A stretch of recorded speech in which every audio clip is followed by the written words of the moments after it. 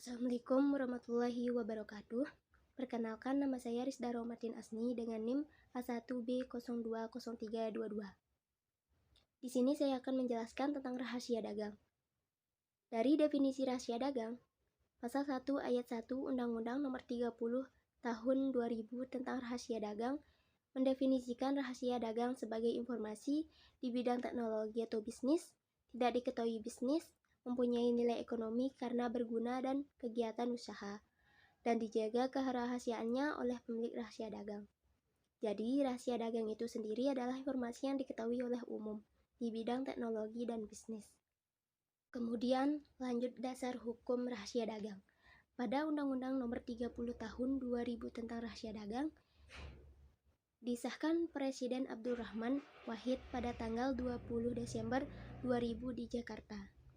Pada Pasal 1 Angka 1 Undang-Undang Nomor 30 Tahun 2000 tentang rahasia dagang menyatakan bahwa yang dimaksud dengan informasi rahasia dagang adalah informasi yang tidak diketahui oleh umum di bidang teknologi atau bisnis, mempunyai nilai ekonomi karena berguna dalam kegiatan usaha dan dijaga kerahasiaannya oleh pemilik rahasia dagang.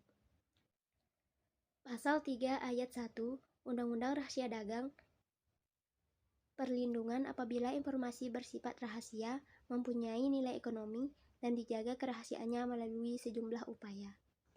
Kemudian, ada syarat pendaftaran rahasia dagang.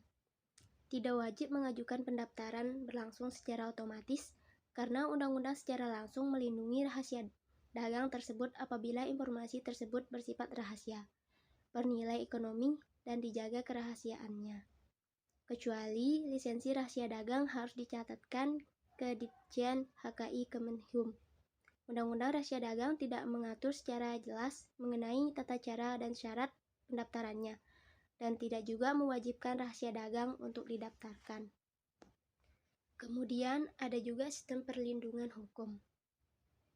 Bersifat rahasia, maksudnya bahwa informasi tersebut hanya diketahui dan pihak tertentu atau tidak diketahui oleh masyarakat umum.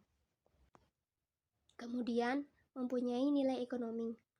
Maksudnya bahwa sifat kerahasiaan informasi tersebut dapat digunakan untuk menjalankan kegiatan usaha yang bersifat komersial atau dapat meningkatkan keuntungan secara ekonomi.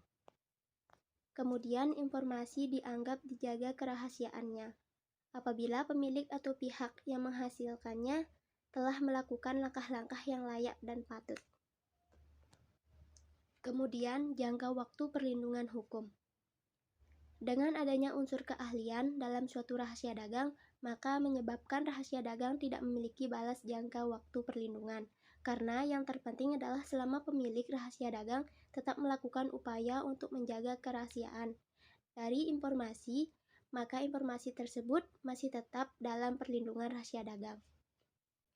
Baik, itu saja mengenai rahasia dagang dan sedikit informasi apabila salah kata atau kesalahan dalam penyampaian materi, sekiranya mohon maaf. Jadi, kalau gitu saya tutup dan wassalamualaikum warahmatullahi wabarakatuh.